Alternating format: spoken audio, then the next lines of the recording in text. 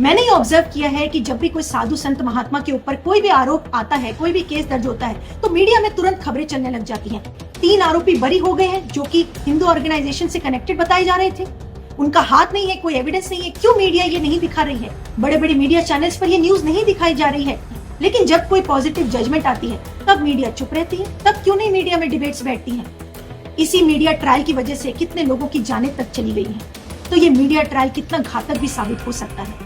जो नास्तिकों ने मीडिया चला रखा है, कितने गंदे गंदे आरोप उनके ऊपर लगाने शुरू किए जिसकी कोई कल्पना नहीं की जा सकती।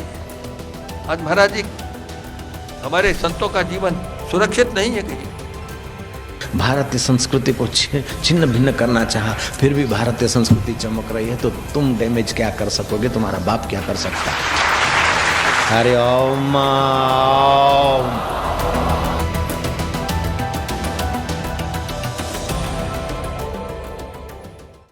10 दिन पहले पुणे की कोर्ट ने दाभोलकर मर्डर केस में जजमेंट डिलीवर कर दी है। सबको मालूम है सनातन संस्था और हिंदू जन जागृति समिति का इस केस से कितना कनेक्शन दिखाया गया था। लेकिन पुणे की कोर्ट ने उन 3 आरोपियों को, जो कि सनातन संस्था और हिंदू जन जागृति समिति से कनेक्टेड थे, उन तीनों आरोपी को पुणे की कोर्ट ने बाइज्जत बरी कर दिया है, एक्विटल कर दिया है। अब अहम सवाल जो यहाँ पर उठते हैं वो ये है, नंबर 1, कि इसमें जो 3 आरोपी बरी हुए, उन्होंने जो जेल में टाइम स्पेंड किया, who will compensate for that time? जो इसमें डॉक्टर वीरेंद्र तावड़े हैं, जिनको कि मेन कॉन्स्पिरेटर बताया गया था सीबीआई द्वारा, जो कि कहा गया था कि दाभोलकर के मर्डर का पूरा प्लान उन्होंने ही बनाया, साजिश उन्हीं की ही थी, वो 8 साल से जेल में थे। अभी एक्विटल का ऑर्डर आने के बाद वो जेल से बाहर आए हैं आफ्टर 8 इयर्स। जो दूसरे आरोपी बरी हुए हैं, विक्रम भावे, उनके ऊपर यह आरोप था कि उन्होंने रेकी करी थी। जिस एरिया में दाभोलकर का मर्डर हुआ, वो एरिया की रेकी का आरोप विक्रम भावे पर सीबीआई ने लगाया था, और वो भी आरोप साबित नहीं हो पाया। एक भी एविडेंस कोर्ट ने कहा कि ऐसा नहीं है सीबीआई के पास, प्रोसिक्यूशन के पास, जो कि ये साबित कर सके कि विक्रम भावे ने रेकी करी थी। और ये भी 2 साल तक जेल में रहे थे। और एडवोकेट संजीव पुनालेकर, जो तीसरे आरोपी बरी हुए हैं, वो तो फर्स्ट आरोपी वीरेंद्र तावड़े जो डॉक्टर है, उनके वकील रह चुके थे, यानी वो उनके वकील थे इसी केस में, और उनको भी फंसाया गया ये कहकर कि उन्होंने डिस्ट्रक्शन ऑफ एविडेंस किया है। लेकिन वो भी बरी हो गए, और वो भी 42 डेज तक जेल में रहे थे। तो जो टाइम इन्होंने जेल में स्पेंड किया, who will compensate for that? आज कोर्ट ने कह दिया एक भी आयोटा ऑफ एविडेंस नहीं है, तो क्यों इतने समय तक वो जेल में रहे? जिस समय ये पूरा ट्रायल चल रहा था, सारे मीडिया चैनल्स पर ये न्यूज चल रही थी कि सनातन संस्था का इन्वॉल्वमेंट है, हिंदू ऑर्गेनाइजेशन का इन्वॉल्वमेंट है, दाभोलकर मर्डर केस के बारे में रोज न्यूज आती थी, डिबेट्स बैठती थी। कुछ मराठी चैनल्स पर ही मैंने देखा कि दिखाया गया है, लेकिन बड़े बड़े मीडिया चैनल्स पर ये न्यूज नहीं दिखाई जा रही है। ये हाईलाइट न्यूज नहीं है कि जिस केस के बारे में इतने समय तक मीडिया ट्रायल चला था, उस केस में 3 आरोपी बरी हो गए हैं जो कि हिंदू ऑर्गेनाइजेशन से कनेक्टेड बताए जा रहे थे।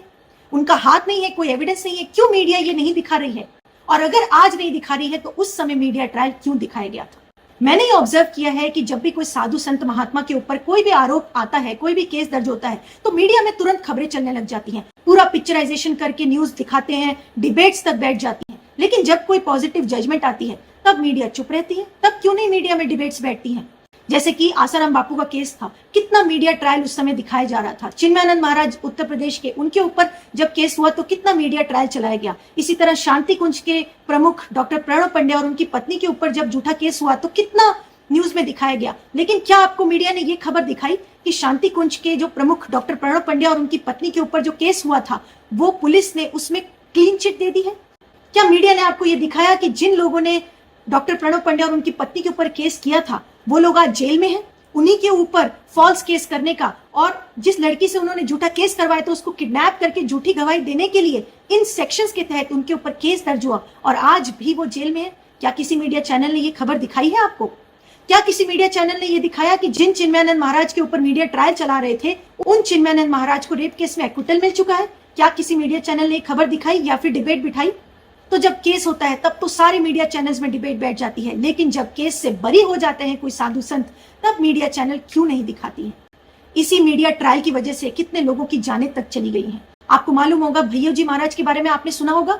भैया जी महाराज कितने प्रसिद्ध संत थे, लेकिन उन्होंने सुसाइड कर लिया इसी मीडिया ट्रायल के डर की वजह से, क्योंकि उनको धमकी आने लगी कि आपके ऊपर हम झूठा केस कर देंगे। तो उनको लगा कि झूठा केस अगर हो जाएगा तो इससे पहले कि मैं जाकर कोर्ट में साबित करूंगा कि मेरे ऊपर झूठा केस हुआ है, उससे पहले ही मीडिया में वो मेरे ऊपर ट्रायल चल जाएगा और मीडिया ही मुझे दोषी ठहरा देगी। इस चीज को वो सहन नहीं कर पाए और उन्होंने सुसाइड कर लिया। ये मैं नहीं कह रही हूँ, ये इंदौर की कोर्ट की जजमेंट कह रही है। और मालूम है, जिन लोगों ने उनको धमकी दी थी झूठा केस करने के लिए और जिस वजह से उन्होंने सुसाइड किया, उन सभी 3 आरोपियों के ऊपर अबेटमेंट टू सुसाइड का केस चला, पूरा ट्रायल चला और उनको सजा भी हुई है। क्या किसी मीडिया चैनल ने यह दिखाया? दूसरा उदाहरण नरेंद्र गिरी महाराज का, जो कि सभी अखाड़ों के अध्यक्ष थे, उन्होंने भी सुसाइड किया इसी मीडिया ट्रायल के डर की वजह से। उन्होंने तो अपने सुसाइड नोट में साफ कह भी दिया था, साफ लिखा था कि मेरे शिष्य ने मुझे धमकाया है कि मेरी फेक वीडियोस वो समाज में फैला देंगे और बदनामी से बड़ी मृत्यु मेरे लिए कोई नहीं है। इससे पहले कि मेरी बदनामी हो, मीडिया में सब जगह मेरा ट्रायल चलाया जाए, उससे बेहतर है कि मैं मर जाऊं। उन्होंने सुसाइड कर लिया। तो ये मीडिया ट्रायल कितना घातक भी साबित हो सकता है। इसीलिए मीडिया ने ट्रायल के समय सिर्फ और सिर्फ रिपोर्टिंग करनी चाहिए।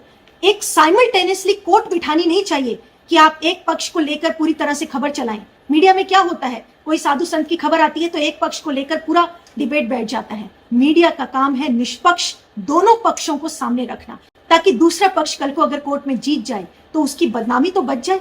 क्योंकि एक बार अगर किसी की बदनामी हो जाती है तो वो वापस नहीं लौट पाती है। कितना भी कोर्ट में डिफेमेशन केस डालकर कंपनसेशन कोर्ट दे दे, डैमेजेस दे दे, लेकिन एक बार बदनामी हो जाने के बाद क्या वो पूरी तरह से कंपनसेट हो सकता है?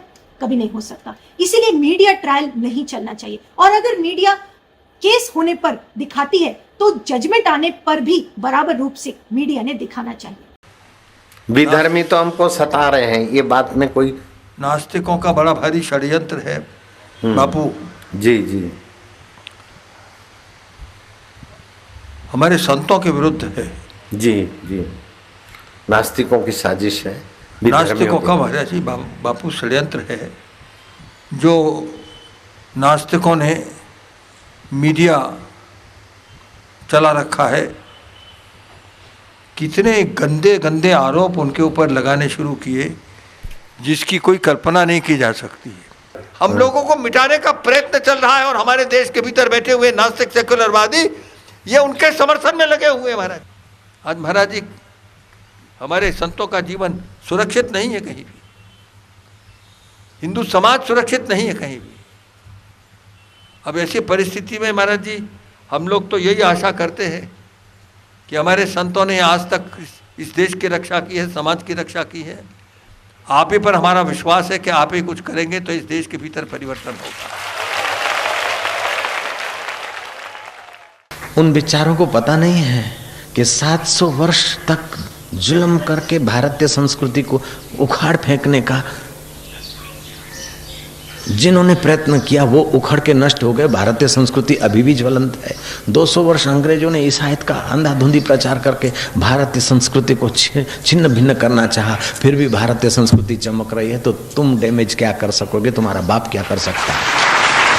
हरि ओम ओम ओम ओम ओम, हरि ओम ओम ओम। ये तो महापुरुषों से और महापुरुषों के प्यारों से अत्याचार और अन्याय होता चला आया है, लेकिन वो महापुरुष और महापुरुषों के प्यारे भीतर से बड़े मजबूत होते हैं। उनको हिला दे और उनकी श्रद्धा तोड़ के उनको नास्तिक बना दे, ऐसा प्लानिंग करने वाले सोच रहे हैं, लेकिन संभव नहीं है। जय राम जी की।